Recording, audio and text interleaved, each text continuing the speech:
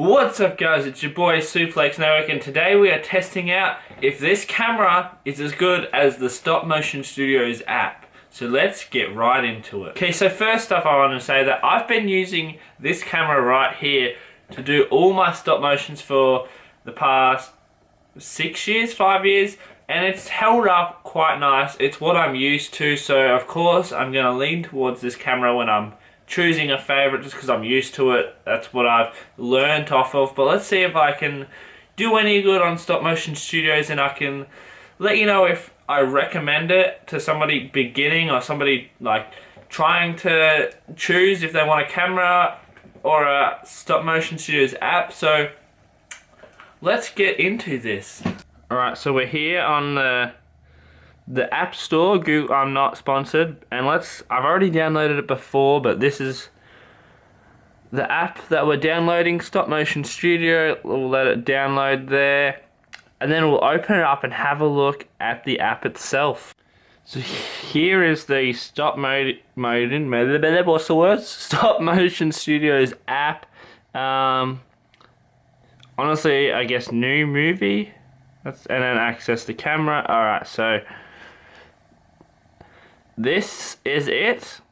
So I will try first on my actual camera, and then I'll try the exact same move animated on this Stop Motion Studios app. So let's see the process of how we're going to make these stop motions.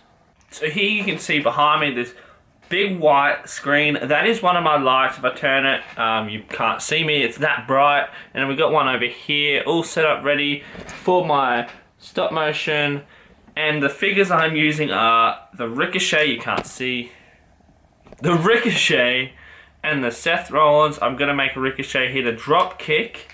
First, I'm filming or taking photos off of my camera, so it should be how it normally turns out, and then after that, same setup, same camera position, I'm going to be using the figures and do Stop Motion Studio, and then we'll compare the two. I'll come back to you, say which I thought was harder, what I thought of Stop Motion Studio. So let's start off with my camera's animation.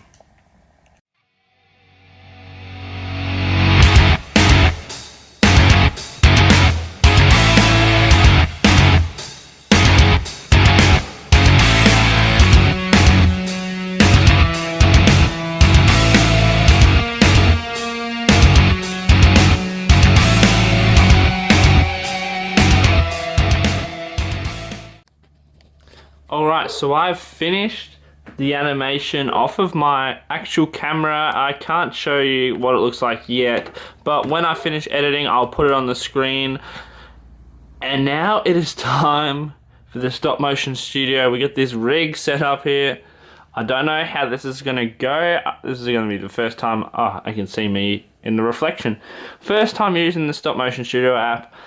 I can't do a time lapse as I use my phone to make the time lapses, so I'll come back to you when I'm started making the stop motion. I'll give you some small details while I'm animating. Alright, so here we go with frame number 1 and press. Oh, what just happened?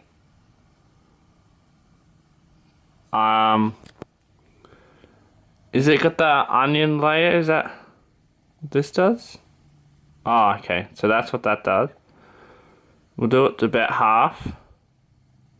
Okay, that's kind of cool. So when I move him, it'll show exactly where he is, so I can line him back up somewhat perfectly, I guess. I guess I can play around with this to get it to where I want. It's a bit fidgety if I bump this. I guess if you had a proper setup, this is kind of proper. This is pretty good. So let's try this out for a little bit.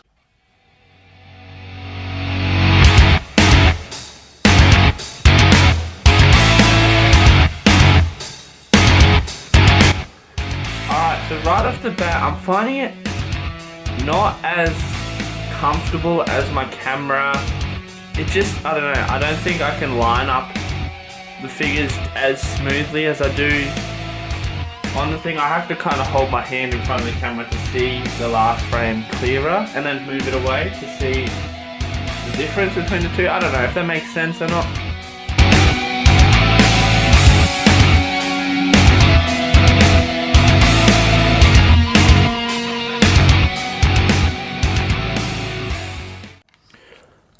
Alright, so I've just finished, and this is the finished product, I guess.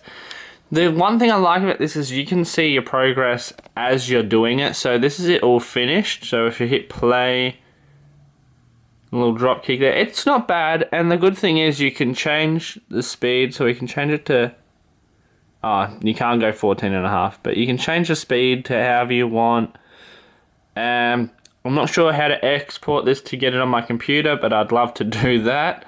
You can do green screen effects and whatnot. So actually, I'm quite impressed with what it's like. I don't like it as much as my camera though. I guess that's probably because that's what I'm used to. But if you're just starting out stop motion, this app is free, and it honestly, it works. It's alright for if you're starting, or even if you're advanced. You can do some great animations with this. It's just, I'm used to the real camera, so it felt weird to do this, and I kept bumping this, and I was worried it would move the stop motion. Like, this kept bumping. So if you're going to use Stop Motion Studio, make sure you have a decent setup with it, like a tripod of whatnot.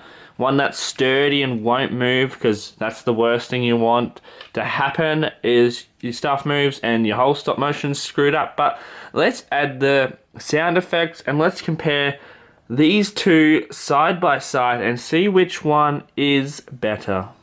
Do it just like he's proved it already. Oh, standing drop kick. What a great athletic move by Mr. Perfect. Now measuring the Rooster. Oh, a standing drop kick. That was totally... Do it now just like he's proved it already. Oh, standing drop kick. What a great athletic move by Mr.